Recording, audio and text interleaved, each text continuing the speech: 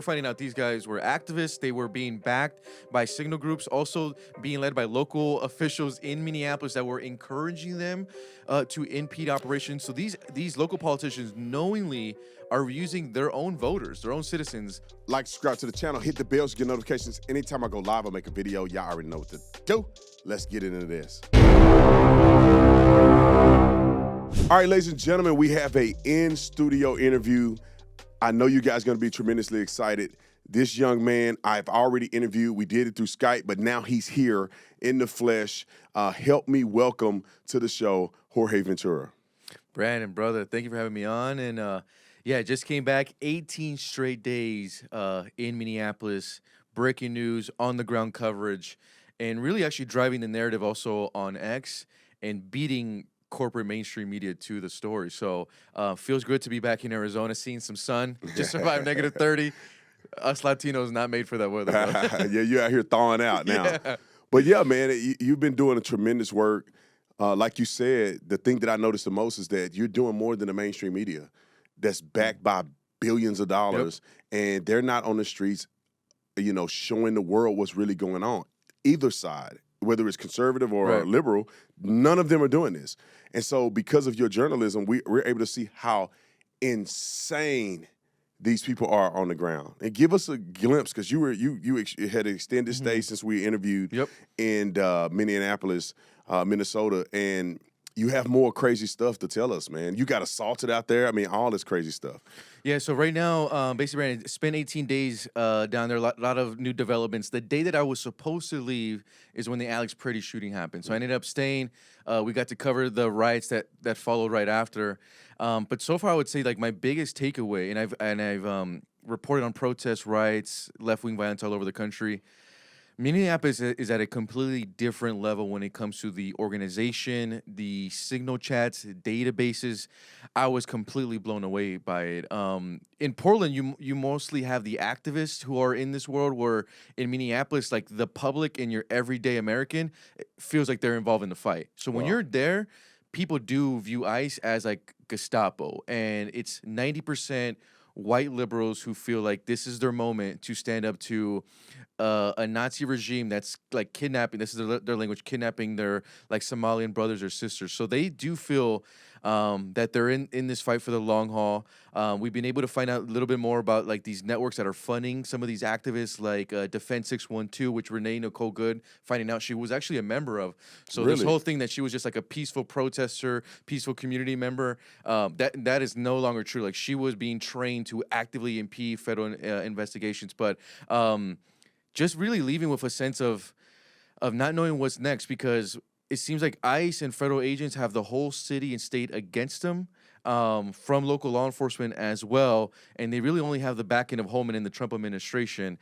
And even on the ground, on my last day, I was assaulted by some Antifa activists, and also went on an ICE IMPEDE ride-along where we find out that these activists are successfully impeding operations every single day, even after Holman arrived. So I think Minneapolis right now could be a battleground that if the Trump administration doesn't play it right, they could lose, and then we could maybe see deportations start to decrease. It's still a long way to tell right now. I want to tell you guys about Verdict. It's official. It's live. This is the not guilty. You see that reflection on there? We got that fall going on there. That looks good, and it tastes incredible. I can't believe it. And for everybody that got it, because a couple thousand of y'all got y'all's ordered in just yesterday and probably coming in today, make sure you go to verdictreservespirits.com, verdictreservespirits.com. We'll put the link in the description section, and let us know what you think about the bourbon. Give us your verdict. Is it good? Is it not good? Well, I know it's good. The first one we got on there, 5 stars. I can't see how anybody's competing with Verdict. And I want to know the difference if you like the guilty or not guilty. Best bourbon on the market. And you'll be able to attest to that as soon as you get yours.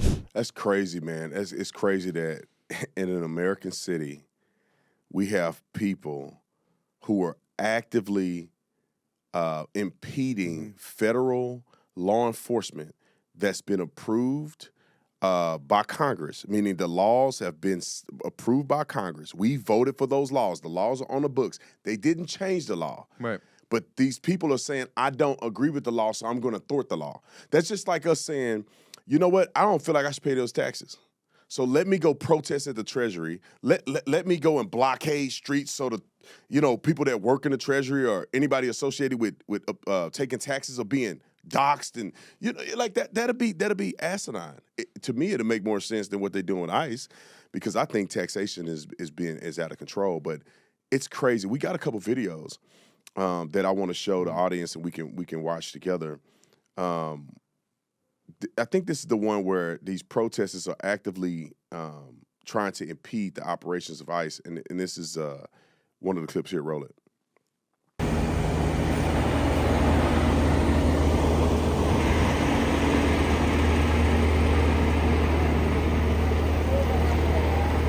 Now, Joe, can you cut the audio? And Jorge, can you explain what we're looking at? So this what we're looking at right now, Brandon, this is in South Minneapolis. This is what I learned was called a filter blockade. So you have these left-wing activists who now are setting up makeshift checkpoints. This is in the middle of an intersection, in the middle of the day. I know it looks absurd, but this is real. And you can see kind of like the makeshift kind of trash that they make, making this checkpoint, having all their faces covered. All of them actually had walkie-talkies.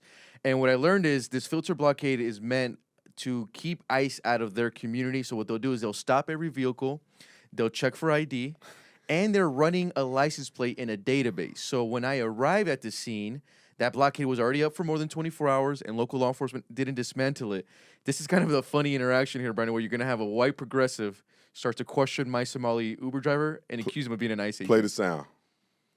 Hey, how's it going? You said his license plates are ICE? Doing good, yeah. I was just saying, it looks like in our system, your plates came up as an ICE plate. That doesn't seem like it's the case, but I just wanted to come through and see what was up and talk to you, see how you were doing. Of course. Okay, I figured, yeah. I mean, he's clearly Somali. Yeah, totally. Yeah.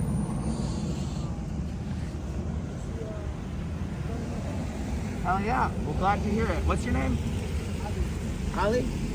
Ali, nice. How long have you guys been out here today? Look at that weirdo. Are we good though? Yeah, we're good. I do want to ask, what's the system you guys are using out here? I mean, because it's obvious that was wrong, right? I mean, the guy was just a Somali Uber driver, totally. not Well, ICE. the thing is, ICE, they're renting a lot of cars, but yeah, we'll take this off the list. So what they have is a makeshift list. Clearly, they don't have access to an actual database. So somebody observe ICE, they trail them, whatever, they write the license plates down, and then they walkie-talkie it, and they look on a piece of paper and say, oh, that's an ICE person. I mean, obviously, this person wasn't on their list. They just didn't recognize the license plate, and they pulled them over or like stopped them or something. I don't know what they call it. Yeah, that's right. And actually, moments after that, Brandon, what kind of started this, the interaction where they actually moved into assault me was down the road. The activists were actually successfully turning around vehicles that did look like ICE vehicles. And that's what caught my attention, because they were sedans with the all-black tinting. So when they started to turn them around, that's when I was shooting the film. That's when the individuals start to move in, start to assault me, shove me, then they start to move in to steal my camera and to not publish that video. And I wanted it to add, Brandon, because I know this looks absurd. About an hour later, I then get an exclusive right along with ICE in Minneapolis, where they're going to move in to arrest a criminal legal alien who re-entered the country again illegally under the Biden administration. So this is a felony re-entry. Those same activists that you just saw in those videos and those blockades were able to track down the license plates of those ICE agents, dox their location and their operation, and they couldn't move in to make an arrest. And I wanted to highlight that really quickly, Brandon, because some of these videos, these activists, they do look silly and they look childish. And I mean, they're white liberals. Some of these guys are like weighing 100 pounds. We could pick them up, throw them around, you know? Yeah. But that these activists are actually having real impact on real operations from getting criminals out of the community. I don't know if Brandon, if your producers could just play this soundbite from this ICE agent directly. Just from the reporter perspective, I've been taken aback by the organization of a lot of the protesters and agitators, activists who are impeding on your operations. Talk to me about some of the challenges of what you and your agents are seeing when it comes to dealing with activists while also trying to make these targeted arrests? Yeah, I mean, I haven't seen anything like this in the 20 years that I've been working out of this, this area. The agitators are out, and again, they're not protesters. They're not peaceful protesters. They're out there actually trying to impede our operations. It's not going to stop us from doing it. What it does, it just makes us kind of change our tactics a little bit. So what we're doing is, we're creating teams that are a little bit bigger, so we can deal with some of the agitators that come. But I mean, we're still going to continue to focus on enforcing the immigration law. But what it does do, it just makes our officers have to kind of move their focus solely away from the target we're looking for, which most of these targets we're looking for have significant criminal histories. And so now it adds another layer of, complexity on it, because now our officers not only have to worry about, maybe the target we're going after assaulting or fighting us, but now the public is coming out to do it. And we're not just seeing the public standing around watching what we're doing. We welcome that. I always welcome that. We've had people filming us for years now, as long as they do it and let us do our job, right? I think that if people have an issue with what we're doing, trying to solve that in the field, it's not the spot to do it. We need to be out here and, let us do our job to do it. And then if there's issues, again, I think that focus needs to be brought elsewhere, not on the officers sworn to enforce the law. Which is, how are they getting away with this, man? This gotta be criminal. Let's go back to the clip that See, that's shows, where I'm at, Brandon, 'cause these are federal investigations. Yeah. And these signal groups, they're doxing their information, they're getting shared all over. I got one source who, I guess, like now my photo is getting leaked in all these groups to watch out. I don't understand how this is happening at this level.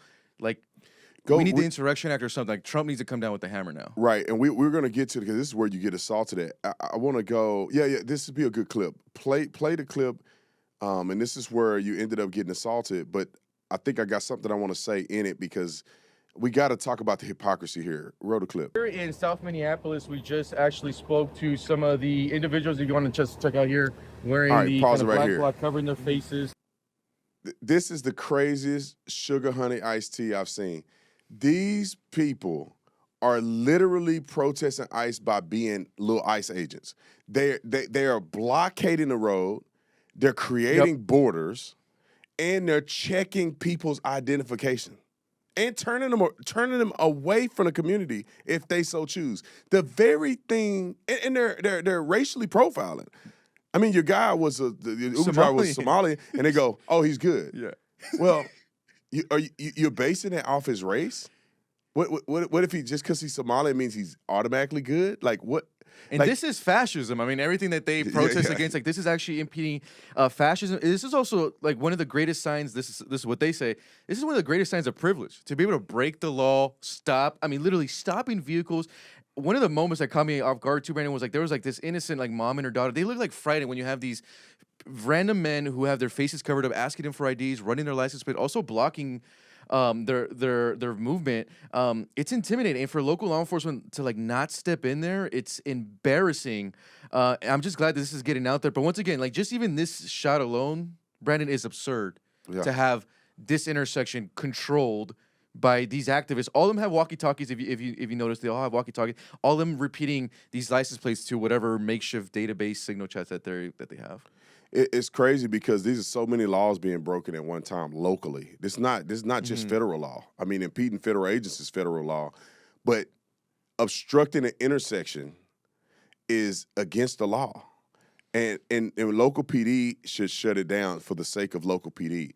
They're not shutting it down because of ICE. They're shutting it down because this is illegal. If anyone else decided to go and do this, they would go to jail. Exactly. If it wasn't under the guise of just say that conservatives were doing it. Imagine if you and I try to do this right now in Phoenix, Arizona. Oh yeah, we'd go to jail and probably get beat up by the police. And the issue here, Brendan, is like in that operation where they can't move in to make an arrest, like, what people don't realize is, like, by not getting that guy off the street, we could potentially run into another Lincoln Riley situation where that individual then murders an American citizen.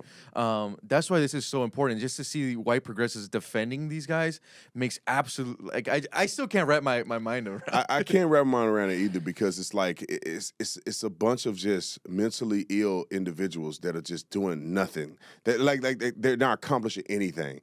That literally they're going to arrest. They can just talk to a Border Patrol ICE agent to say, who exactly are you guys going out? I'm pretty sure they can't show them a list because then they'll thwart it. Right. But I mean, if they were to follow up and say, can you give us any information? Like, as a journalist, can you give us any information on what just happened there? They're like, oh yeah, this guy was wanted for murder, the guy was wanted for rape. Then they should be reasonably in a position to say, okay, maybe we need these people off the street. But they are flat out creating criminal behavior to protect. And these people don't even probably live in this neighborhood.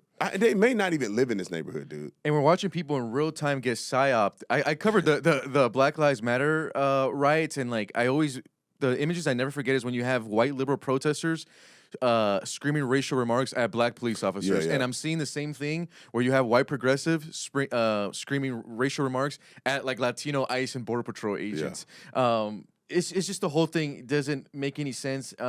Once again, these filter blockades are still up in South Minneapolis. We'll see if local law enforcement starts to move in, but just completely absurd. Even for like our Somali Uber driver, like, the guy was like fearful for his life because he doesn't know who these individuals are. They don't know if they were going to assault. We were able to escape with him. He's like, hey man, I didn't know if they were going to assault me. They were going to steal my phone. Why were they questioning me? What are they doing with my license plate? So these are just like your everyday citizens, who are, and that's Somali Uber driver. Like he's just trying to make a buck. He's not out here doing what these guys are doing and literally like trying to make this whole makeshift interstate. It's just completely ridiculous. But I guess this is their version of border walls and border security. Stupid. It's so stupid. But I want to play the rest of this clip because then one of these idiots assaulted you. Roll the clip. They have this kind of blockade here where they're stopping some vehicles. Actually, Eric, if you could point down there, they're actually stopping this vehicle and they check the out-of-state plates just to see if they're ICE. And what's interesting is just moments ago, down there, we have an Uber driver. He's from Somalia. He's clearly not ICE. And they said that in their database that vehicle was popping up as an ICE vehicle. So we were questioning them about this database that they're using. Obviously, there's some type of network here, communication. According to them, local law enforcement hasn't even came in and stopped. So Eric, just kind of shoot some of this and check it out. They're on the phones. I guess they were checking the license plate. We heard in their walkie-talkie that the license plate that they ran is not ICE, but you see they're on. You see how they're all communicating, walkie-talkie. I want to find out a little bit more about the database, but they don't want to answer our questions. Yeah, it's weird, dude. Just talk to me a little bit about this database, because we just ran our Somali Uber driver's license plate. I mean, you guys did run his license plate without his permission. Dude, I know. I'm like, I know Brandon would love to be there. They're so freaking weak. No? But look at that, Brandon. That's the definition of a coward. Yeah. Yeah, look. You can't. Get in the car, man. Go away. So they're assaulting me and my photojournalist. Got it all on video. They actually tried to steal my phone, but unsuccessful. But look how Brandon, look how big of cowards they are. Like they want to mask up their faces, they want to like harass everyday American citizens. But the minute you have a camera and ask them a direct question, man to man, scared, running away. You know the crazy thing is that they're complaining that ICE has masks on, and yet they're wearing masks. They complain that ICE is going after innocent people that are citizens, and they're doing the same thing. Hey, and if I could play the race card too. They're beating up a Latino. Right. Like they're stopping my freedom of movement, freedom of speech. But those right there, Brandon, I have no respect for any type of man like that. Like cowards can't even answer a question. All I have is a cell phone. Come on. And also they're violating your constitutional rights. You're on a public thoroughfare, right? And you have the right to freedom of press. You can go out and observe and document what you see. They can't stop you from doing that. If they impede on you doing that, that is a federal crime. I don't know. It's just like Don Lemon got in trouble because he runs into the church and they try to make him a martyr. He's obstructing. He's not just reporting. He's obstructing in the church. He was asked to leave by the pastor. He refused to leave. You are now a part of the criminal activity. And you're just going out reporting, not being violent, doing any of those things. And somehow they're forcing you, bludgeoning you, threatening you to not be able to exercise your right to freedom of press, freedom of expression. I don't understand how they're getting away with this stuff. And also, Brandon, just like the media narrative, you know, normally when a journalist gets attacked, everyone in media is supposed to have your back. CNN never reached out to me. MSNBC never reached out to me. The other side never reached out to me. It doesn't fit that narrative. While at the same time, they're trying to make Don Lemon a martyr. But I think when like after this situation, we're just double down that we are not going anywhere. And the reason that they do that and they attack journalists, reporters, anyone that tries to just show the other side of the narrative is they want to even deter anyone from even showing up with a camera. And after that moment, we're like doubling down. We're like, oh, we're even more motivated. We got a bigger chip on our shoulder. They just lit a bigger fire inside us. So we're not going anywhere. We're going to keep going, and relentless coverage out of Minneapolis continues. Yeah, 100%. And this is where we need you guys to step in too, because we want to help you in doing that. Because it's us. It's not just you, Jorge. It's not just somebody else's. It's the American people need to know what's going on. They need to see this, and you're putting your neck out there for them. And I think we should all join together and support. We got the Venmo up here. I want you guys to check out the Venmo. It's Jorge-Ventura-2. We'll put a link in the description section. But go on and support. You know, like I was just thinking today, we went and bought some Starbucks. I'm like, I don't know how much that $14 probably with all the Starbucks we bought. Why can't somebody, instead of getting a Starbucks, say, look, we're going to give some money to Jorge because he's out here doing God's work. So if you guys are looking at that, scan the QR code or go to the link in the description section. And also, Jorge, if you ever need security, we'll take care of you. Yes, sir. Thank you. We're going to try to, put some funds together to take care of our journalists because it's invaluable. We would not know for a fact or in any real way what they're doing there if it wasn't for you showing this fool stopping somebody on the side of the road. And the questions that they're asking. Yeah. The public have no access to it. Fox wasn't there. CNN is not there. CNN is not playing that clip. No, they never play a clip. They act like that doesn't exist. Dude, this is so wrong. I like that you brought up that double standard. Somehow, Don Lemon is a martyr, but yet they won't even talk about you getting assaulted. And really, the truth is, you were doing real journalism. He was committing a crime. Yeah. He was being an activist. Right. And I just want to say really quick, Brandon, for your viewers, just thank you and to you and your wife for all the support. Just highlighting the work of us journalists on the ground, it's been a big help. So just want to say that, man, because a lot of people in this kind of game that we're in, they say, hey, we have your back, but they really don't. But you guys really have had our back. And because of your support, we were able to stay there for a whole 18 days. Wow. I think we were even there longer than like corporate media journalists. Yeah. So, and then that happened. I mean, kind of funny how things work out, but that blockade footage all happened on that last day.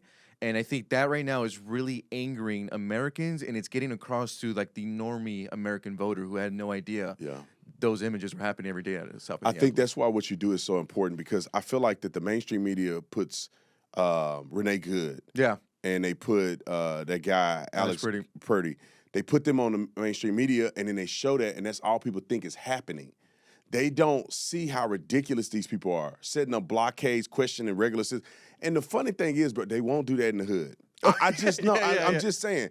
First of all, Don Lemon wouldn't go into a black church. He wouldn't go into a mosque. And these people would get shot in the middle of the street if they tried to do that blockade in the hood somewhere. Please do this in South Central. Yeah, please. I will, hey, do I have to? I'll fund some. I'll give you some pizzas or something. Matter of fact, I'll help notify next of kin after they smoke y'all out there. You think do you think these people would do that in the hood? Like somebody driving through would be like, man, you better get out my way before I shoot all of y'all. They couldn't even do that in a Koreatown in LA, bro. They run them out of there quick. No, they couldn't do that in South Phoenix. They mean, people. That's only acceptable in a privileged community where everybody's stuck on stupid.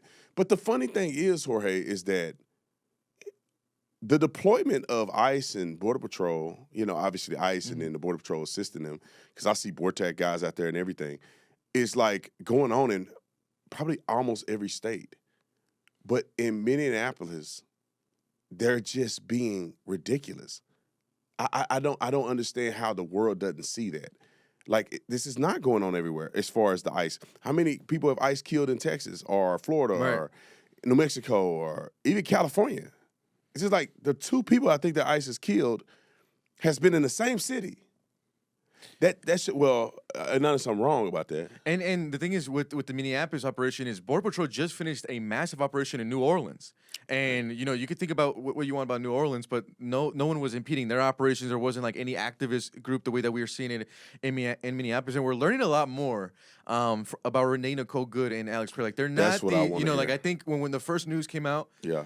they're just kind of your everyday protester, American citizen. We're finding out these guys were activists. They were being backed by signal groups, also being led by local officials in Minneapolis that were encouraging them to impede operations. So these local politicians knowingly are using their own voters, their own citizens, as like their foot soldiers, knowing that these folks are untrained, knowing that they're putting themselves in harm's way.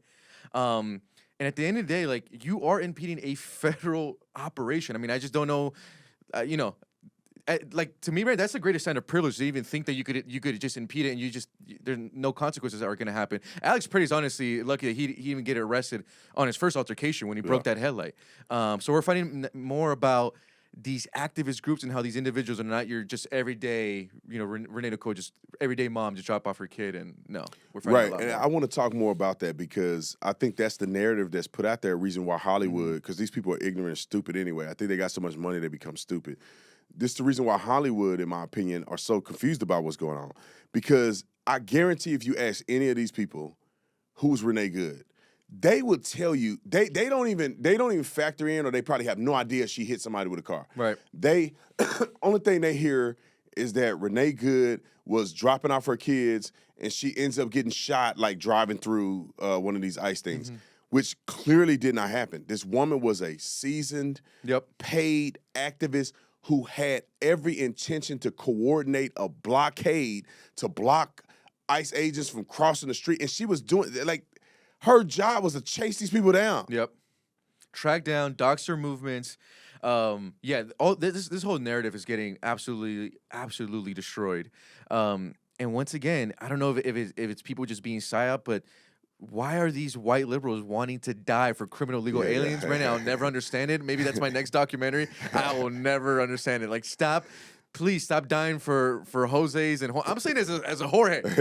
Stop doing it, bro. It's ridiculous. Because our people aren't out there. You don't see Somalians out there. I'm just saying, stop. You don't. Like it's funny thing is that it's the craziest conundrum that I've ever seen.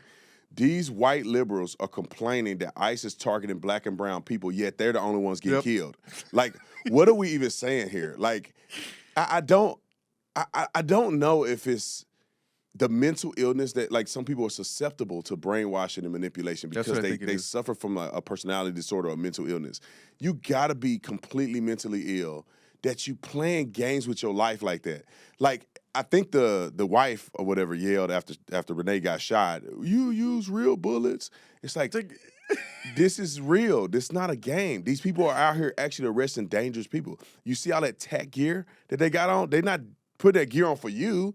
They put that gear on because they're going and arresting very dangerous people who are armed. And if y'all keep playing around, you're gonna get killed. Just like Dum Dum Purdy.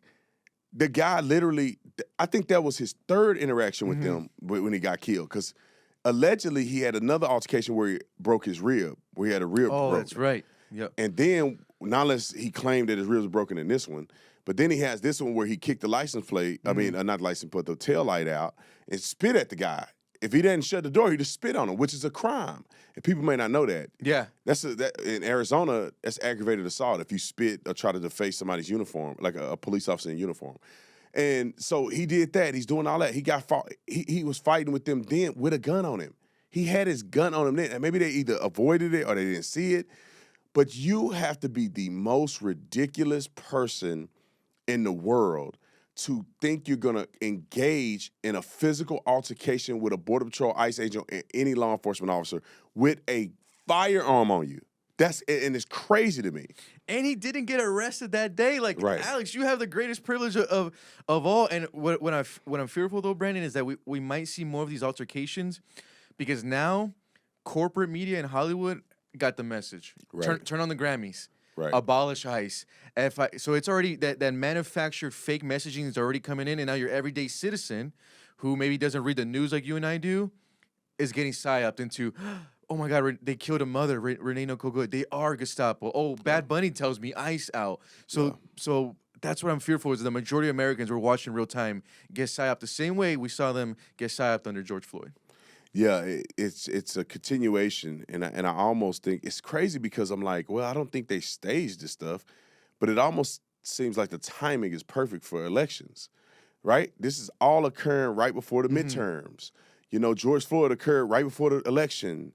Like they seem to have this stuff figured out, right? And Bad Bunny performs this Sunday at the Super Bowl. Right. I'm assuming he's gonna have a anti-ICE message. All immigrants are welcome here. Some stolen land BS. Yeah. But yeah, like you said, Brandon, the timing, like, and what Bad Bunny happens to win like the album of the year at the like it's too. Come on, guys. And then Don't make it too obvious. and then he happened to be. I always he speaks Spanish or whatever, but then he's like he coming across as this like innocent guy that's like. I don't know the words to say in English. Like, I mean, you are an American, bro. Like, like what is that? You don't know, learn English? Like, you know, most of the people that probably, well, I don't know. Maybe people listen to stuff in Spanish, but like, is this stuff in English? I don't know. I ain't never in my life listened to Bad Bunny. It sounds like a, I don't can't know, imagine that. Yeah. some gay stuff going on with it. What real man named Bad Bunny wearing dresses? I have no interest in listening to him. But do you know anything about Bad Bunny? Just a little bit of Spanish music, bro. I'm out of the room. He's like Spanish music. He's like Spanish reggaeton, but like now you could see that they're trying to use him as like the political pawn. Yeah. Because they know that his audience is from all over the world. And like I said, with the Grammys, with this whole thing, expect some type of anti-ICE stolen land. All immigrants welcome here. I heard he was going to do the concert in Spanish. Oh man, that's what I mean, his songs are in Spanish, so I guess he's gonna perform a majority of his stuff in Spanish because he don't seem like he speak English whatsoever. No, he would not pass the border patrol check. yeah. That dude is no, I don't know good. And you're like, bro, you tell me you don't know nothing, bro. You know nothing. You know no English. Yeah, you from Puerto Rico, bro. You're not from Argentina now. You act like United America, dude. I think the last time I checked, Puerto Rico is in America. Yeah. So it's like, bro, you ain't got you haven't been exposed. And all his managers and everybody all speak English. Oh, yeah. I bet you $1 million he speak better English than he that. getting that American money. He just wanted to come out as this like innocent, broken English type immigrant, right? He's not an immigrant, but I'm betting some money he's gonna come out in some dress, do the whole that thing, the whole gamut, the whole gamut, the illegal, stolen land, gay, trans, all this cross dressing, all this activist stuff. I mean, it's gonna be a halftime show of activism. That's what it's gonna be. It's like NFL. You don't even know your core audience. It's just it's ridiculous. I don't think they care. They don't. Like you would think that CNN would know its rational audience. It's like. You guys are going too far, but they still don't. They don't care. Like you would think that a lot of the stuff that they're doing would be turning off the average voter. They're ridiculous what they're doing, but they don't care. You would think that the radical left and the exercising of radical behavior by leftist politicians would be such a turnoff to the average person that they would stop doing it. I mean, the only reason Joe Biden really made it because he played the moderate game. Yeah. Barack Obama was... And they hit him in the basement. Right, they hit him in the basement. They did the same thing with the dummy out here, Katie Hobbs. Like, she didn't even debate. She didn't even go to the formal debate. Oh, dude, Katie Hobbs is horrible. Oh, she's horrible. I saw her yesterday, and yeah. she looked like disheveled every time you see her. She's like she's poor. You're like, why are your hair messed up and look like you don't keep up with yourself every day? It's not the Arizona... I guess maybe she want to look like she in the Wild West. Like, at least West. if you're going to be a corrupt politician, be good at it. Like, I'm from California. Right. Like, at least Newsom's doing good at being corrupt. Yeah, exactly. He got the look. Man, Katie Hobbs looked like a fool. Yeah. But you would think that they would say, we need to slow down on the rhetoric because the average person is not, at least, I don't know, man. You out there in the streets with people like, yeah, that city is a bunch of stupid, ignorant people. Not all of them, but I'm saying the ones that are doing this crazy stuff. But like, I think the average person is going to work, coming home, and they see $7 billion of fraud by Somalians, and they're like, dude, I work too hard to like, why are these people I mean, even back in BLM, like, I don't understand how black people and Hispanic people who are American citizens, how they're not outraged by them letting illegal aliens go into these buildings, get free phones, free food, free housing, and all of this government assistance. And it's like there are Hispanic people that need government assistance. There are black people that need government assistance. And they're not getting it because these illegals are getting it. Like, I don't understand how people are not just completely outraged by that. Like, we should be having more, to be honest, man, we should be having more of the pro-black groups and leaders Right. speaking out against illegal immigration, because Right. they're messing up their wages. And it's interesting because we're watching, once again, the PSYOP happened in real time. First happened with George Floyd, and it was a different kind of color revolution where that anger was geared towards local law enforcement and defund police. And then now the color revolution is now being turned on the federal government. And same thing. It's the same exact language, same exact playbook. I will say this, and this might be my little bit of hope, is when they do go too far left. So when BLM happened, as soon as they went into the defund the police, they lost the normies. Yeah. But up to that point, the normies were with them. Same thing here, I think, is once they start into the abolish ICE, Yeah. you're gonna lose the normies. So that's what I'm hoping for. But it's a trip for me, Brandon, because as a Latino now, I'm watching like my community be psyoped with this whole emotional grab of like an ICE agent arresting someone. I was like, I was on the border under Biden 4 years. Y'all did not care when black and brown kids were dying every day in those rivers. Wow. And I saw that. Or they were dying in the deserts. I didn't see anyone in the Grammy speak out. I didn't see no Super Bowl commercial for them. I didn't see no pandering for them. So it's a game, man. It's a game. Because what they're doing is they're done with the black people. Yep. They have used us up, and the new majority minority will be Hispanic. Mm-hmm. And remember the last election, they were trying to speak Spanish on the debate stage and all that. Dude, they see the writing on the wall. I don't know how the average person don't see this. They see the writing on the wall, and now they're picking a call. George Floyd was the last of the black cause. Mm-hmm. They eked out everything they can get, and then the election came around, and more black men begin to leave the Democrat Party and vote for Donald Trump. So they're seeing that black men are starting to depart, and they're like, okay, we're going to lose them. We have no more nuggets. We have no more carrots to hold over their head. And so now who's next? Hispanics. Yep. And they are lumping all Hispanics together, right? Because I know that a lot of Hispanics there, first of all, they're citizens, but then some are migrated here legally. Mm-hmm. And I don't think that legal Hispanics and illegals are like, unless they're family members, but generally speaking, it's kind of like, nah, bro, that's not fair. No, legal Hispanics view it as like you skipped the line, Right. And if you actually interview legal Hispanics, their views are sometimes more base and more hardline than the average actually white conservative. One of the most fascinating things for me, Brandon, was I spent the 4 years in South Texas covering the border, and I was embedded in Hispanic communities that for decades voted for Democrats, and to the point where like Democrats didn't even visit South Texas anymore. And then in 4 years, I got to watch those Hispanics feel like Joe Biden abandoned them, and they all fled Republican. And then I think the polls saw that, hey, why are we seeing this huge shift in Latinos? And now they're doing the psyop on the Latinos. Now they're coming after us, and they have to target Latino men first. Kind of what your thing is like, black men are not going back Dems. Black women, for some reason, will never leave. They'll never leave. But I think now that they're going to try to go after the Latino men, even especially Latino women, because they're seeing that they shifted to Republicans in historic gains that we've never seen before. But do you think that they're going to win? Because I think that what happened was they're so radical and ridiculous that black men are like, oh, no, we see y'all now. Y'all using us. And I wonder, is the Hispanic or Latino community, can they see what's – because they're not out there protesting. No. So are they really in lockstep with this stuff? So a couple things here is Hispanics are super conservative to the point they might not even say it out loud, but majority of Latino families, we're still against gay marriage. Yeah. So if we don't even support gay marriage, the Dems are already on changing sexes and genders. You could be all that. So that there's already a huge kind of disconnect there. The issue that I'm worried about though, Brandon, is, you know, when it comes to English media, yes, it's a lot of bias, corruption, and we know that. But at least there's a counter. You know, you have CNN, but there's a Fox. With Latinos, there's only one narrative. Univision and Telemundo are on the same team. There isn't a counter. You can go to the store at The Officer Tatum or tatumstore.com, and you will find the shirt that I'm wearing right now, which is Deport Liberal White Women. I got to give credit to my wife because she's the one that came up with that idea. We got a little bit of the ice baby. My son thought this was the coolest thing ever. And I said, how do you know what ices are? You're just a baby. All right, we got other merch. You live, you leer. Whole bunch of stuff on here. ICE 26 in the discount section. Put in ICE 26, get 26% off the store. And that's where my worry is. Yeah, I started a channel. It's called The Officer Tatum Espanol. And it's literally a Spanish channel. We need any of that. Yeah. And we were able to use AI to convert my videos into Spanish, and it's real. Like my mouth moves, it's my voice inflection and everything. It's all in Spanish. Transcript from English to Spanish, and it has gotten some pretty good traction. Like some of our videos had 100,000 views and stuff.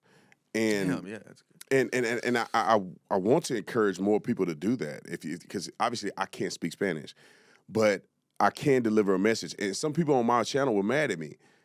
Like, we live in America. Why are you speaking Spanish? I'm like, man, no, because they getting one side of it. Yeah. They need to hear from us in Spanish. Because there are people, whether you like it or not, they either prefer Spanish or they only know Spanish. And that's probably a good amount of people. I mean, you're probably more privy to the Hispanic or Latino community than I am. I mean, how many people do you think, percentage-wise, that will choose to listen to Spanish or can only listen to Spanish? Like, what percentage of the Latino community in America? I would actually say could even be half, even a little bit more majority. You think it's majority? It's just the thing is it's like a comfort for them, especially for like the boomers and our parents. So if you could deliver that same message in Spanish, it reaches and it has a big impact. That's why I think right now with Fox News, Fox Espanol, that's why they're hitting that mark right now, because the Latinos are looking for that hub, but they just don't know where to find it. You know, they turn on Univision, they can't relate. They turn on Telemundo, they can't relate. So I think what you're doing is going to be a success. And then I think that's why right now Fox News Espanol, they're going to have that. You also have to remember a lot of these border communities, while everyone there is an American citizen, like in South Texas, they're Tejanos, everyone's speaking Spanish still, you know? So I think it's important to deliver that message. I get the whole, like, this is U.S., but the thing is, no matter what you think about it, the fact is that Latino population is becoming a bigger factor in elections. Republicans seized on that. That's why Trump got over the line. And I just feel like right now, black men and Latino men, like, we need a home politically or even just like content wise, because like everywhere we're going is we can't really find it. You know, we're being almost demonized for being masculine and wanting to care about the things that we care about. You know, one thing that I thought was very interesting, I'm not trying to throw no shade at none of these mainstream organizations, but brother, when you look at Daily Wire, The Blaze, Fox, you look at some of these big networks, and I'm not say Fox, I mean Fox Nation or something like that, the digital part. When you look at some of these major organizations, I just feel like they don't have enough diversity. And I'm not trying to be a leftist, bro, but like Daily Wire, not one single black person on Daily Wire. And I'm not saying you have to be black on Daily Wire, but I think it would be, there's a lot of black conservatives that don't have a big because what happens is, for some reason, and you probably know this with the Latino community as well, it's like when you're black and you see other black people saying stuff, it opens your mind. Yeah. Because if all of the coverage that you get in the mainstream topics are all black liberals, a lot of young black men that are like, I don't know if I agree with that. They don't know what it looks like to be a conservative. They think that they're weird and they're alone. But then when they see somebody like me or somebody else that's prominent, they're like, oh, man, I love everything you do when I'm out in public. I get probably just as many black people coming to me, be like, dude, I love everything you do, man. You gave me a voice, man. You helped red pill me. It's a girl at the Open the other day. You changed my life. You red pill me.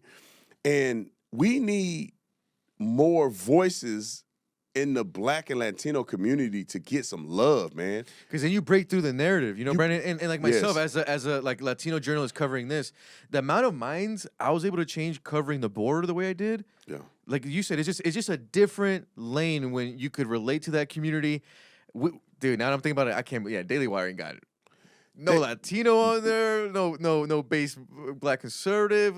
Because I mean, a base Asian at least. But then you think about it and you go, when they go to share content, who are they going to share?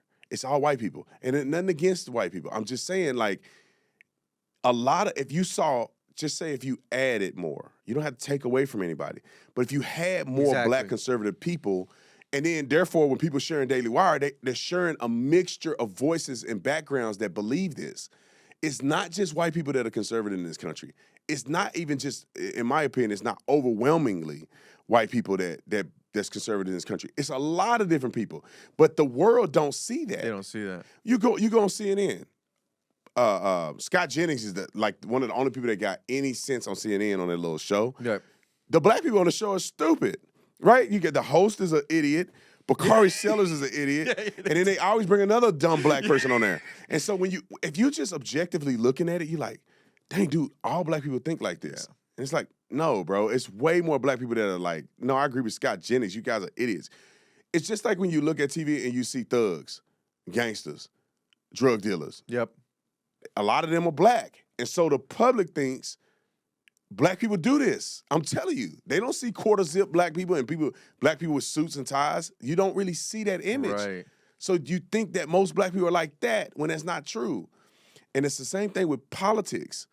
Like, I was thinking about starting something like that. I'm like, yeah, I got so many projects going, but I'm like, I wish we had like a Daily Wire where it's mostly minorities, where minorities have somewhat of a voice. And it don't have to be like a minority thing. It could just be the fact that we give voices to other people that don't have voices. And you could partner with Daily Wire and partner with all these other guys. We all do it together. But god dang, dude, I know so many black conservatives that are like great. They got great content. Me too, yeah. But they don't have A like platform. They don't have a backing, bro. They don't have a backing. Just like the journalists. Like, if I had enough money, I would create an organization for street journalists where you have the backing, where you have the video team already set for you. You have the editing where you just send your stuff back, man. They already chop it up, put it on the social media for you. Have the money where they fly you places and all that stuff is covered. You just go do your job. Why can't, and somebody may do it. I hope they do it.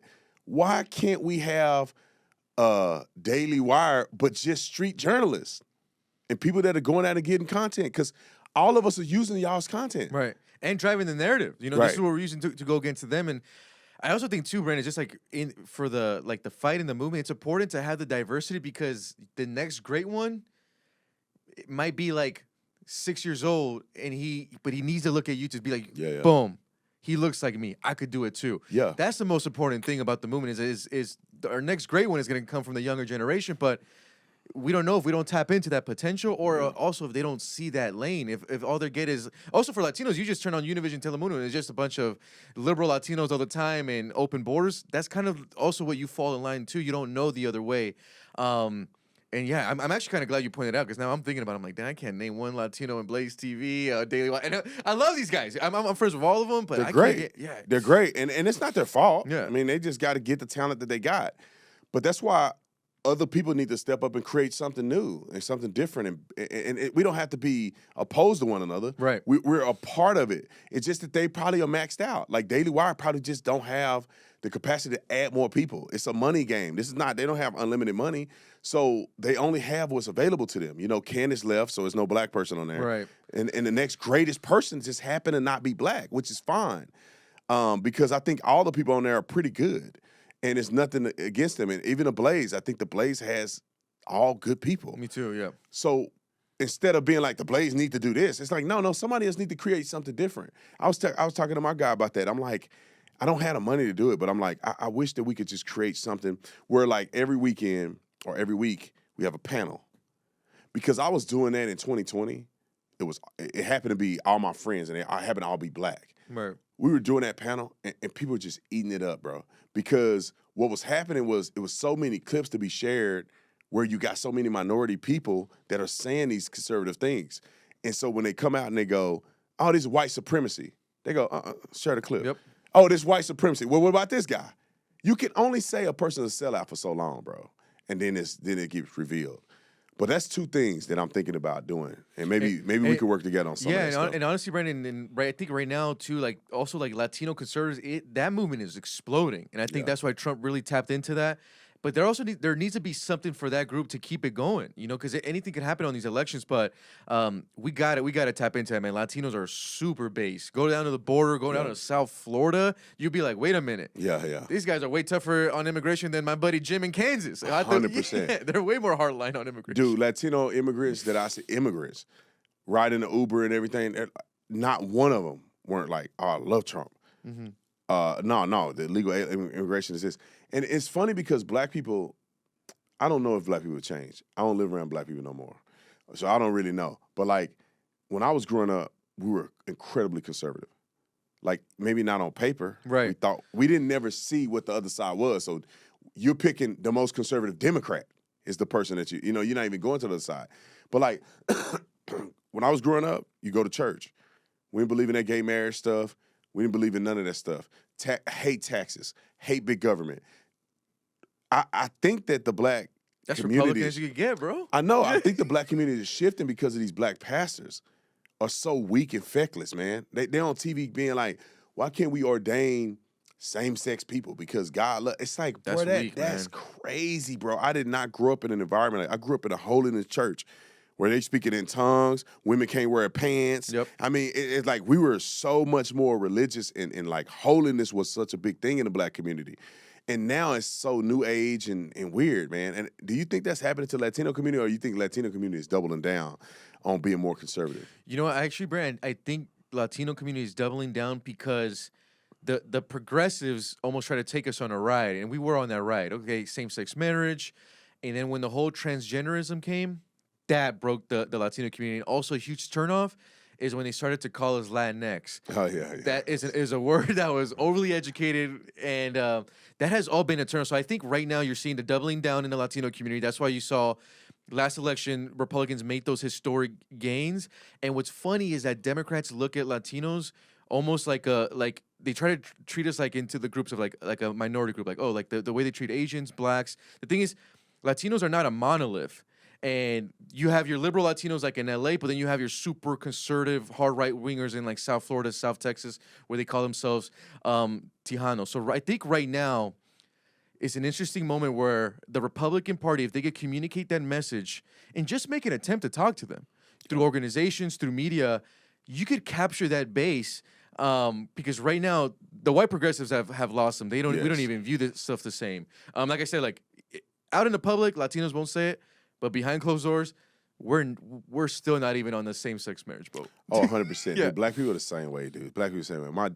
I can see, and my dad's retired now. Okay, good. He's not obligated to anybody. But my dad was a chief in a very prominent city 3 times. He was battalion chief, retired. So he taking that money from the city like it's going out of style.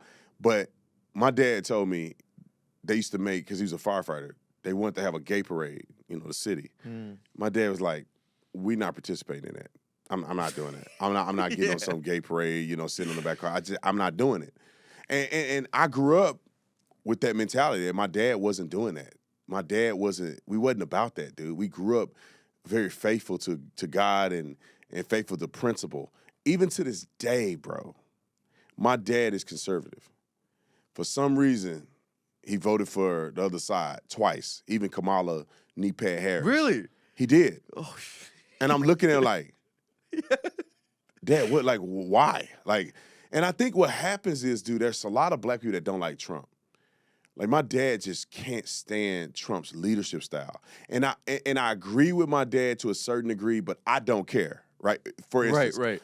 I don't care that he cheat on his wives in the past, and I don't care that he say stupid stuff sometimes. I don't care that he brash. I want him to get the job done. Right. But there's the older generation, like my dad's generation, they are more traditional. So all of that leadership stuff where Trump is calling people names and stuff, it just ticks my dad out. He want nothing to do with it. And That's so boomer, huh, dude? it is, dude. Yeah, it's so it's boomer. so But like boomer. us, we're like, man, hey, look, are you getting the job done or not? Because we sick of these politicians being like all squared away and saying the right stuff, and then they throwing us off a cliff. But like, I guarantee you this time my dad gonna vote Republican. Because who he gonna vote for? What's interesting actually about that point, Brandon, is a lot of boomer Salvadorians, some of them are my family members, they'll vote for Biden, but then when it comes to the El Salvador election, because El Salvador still lets them vote, they'll vote Bukele, which is super right wing, and there's a huge disconnect that they can't. See, I think my dad will vote Republican locally, like on a local level. Yep. He's told me plenty of times, like, you can see as clear as the noonday sun. This community used to be great. It's run by Democrats. They ran this community down a hill. Why is all the low communities that are not performing well are all run by Democrats? My dad knows this. So locally, it's like, no, I'm voting Republican. But for some reason, the national election, they go for Democrat. But I'm telling you, man, I don't think my dad will vote Democrat again. Let me say this. and my stepmama get mad at me, but I love them anyway. My stepmama only voted for Kamala Harris, and I think she convinced my dad to vote for Kamala Harris because she was AKA. So they're sorority sisters. Oh, yeah. Yeah, so, you know, my stepmama's an AKA. So AKAs, bro, they stick together no matter what. You can be wrong. But if you're a sorority sister, she gonna vote for the sorority sister. And they want us to win of their own, bro. Make it, you know? You get a sorority sister be a president of the United States of America, that's big for sorority. But I told my dad this, I was like, well, your vote didn't count because you live in Texas. So you can vote Democrat you want. They ain't gonna win in Texas. So, but I'm hoping that this time around it's a change, man. But I want to put your Venmo on the screen one more time for, ladies and gentlemen, go on and support. Obviously, you guys are sharing Jorge. I'm going to make this declaration. If you have seen Jorge's material, you've shared it, you've liked it, you subscribe to him, give something. And it don't have to be $1 million. Just give something, even if it's $1. You know, everything helps. Everything helps. I want people to understand this. Giving, especially if you're a Christian, giving is a blessing to be able to do. And God is not looking at how much you give. He's looking at how much you give based on what you have to give. Meaning that if you're a multimillionaire and you gave $25, it's still good to give. But if somebody is not a multimillionaire and they're going check to check and they made a tremendous sacrifice by giving $25, I honestly believe that God really honors that in people. And whenever I tell people to give, I not unless it's for something specific, but I don't need them to worry about the number. I need them to worry about making a decision to give. Because God can bless you with you only giving $1. God can turn that $1 into something spectacular for you. It may not be just in finances. Right. It may be in health. It may be in happiness. It may be in you finding that right opportunity, you finding your husband. Like, I do think that generous giving changes your life. And if people don't want to go spiritual with it, how does it make you feel when you give, right? A lot of people that go through depression and they feel all sad, when you go help somebody else and you do for other people, you feel a lot better on the inside. So I want people to give, not grudgingly or of necessity, right, but be a cheerful giver. And we should be supporting one another, dude. Like, if we have it and we have it to give, we should give it to others because we are all in this thing together, Jorge. Like, and we all got a different role in the fight, you right. know? I'll gladly, guys, I'll put on the uniform, I'll hit the ground. And just that, and honestly, Brent, to have the support from you guys and everyone watching, it's a big, also just like a morale boost on the ground. I think that means a lot too, man. Because it's like sometimes I think people forget that we're humans too. So it's like I'm away from my family on the ground, multiple weeks. Sometimes it's months on end traveling. But to have that support, it's just a huge morale boost, and it just keeps us going. And knowing that at the end of the day, the purpose and the mission right now is much bigger than us, especially in this year. We're really fighting against all those mainstreams and the billions of dollars that they got. But even what we got, we're still beating them. We just beat them in Minneapolis. 100%, 100%. Now, I hope people get indicted. But ladies and gentlemen, we're running out of time. Y'all, I want y'all to comment part 2. If you want to see Jorge come back for part 2, just comment part 2. God bless you guys. God bless America. We'll put Jorge's links to his social media in the description section. We'll also put the Venmo in the description section if you are on your phone. I hate when people send me a QR code while I'm on my phone. I don't know how to do the QR code while I'm on my phone. So we'll also put the link in the description section.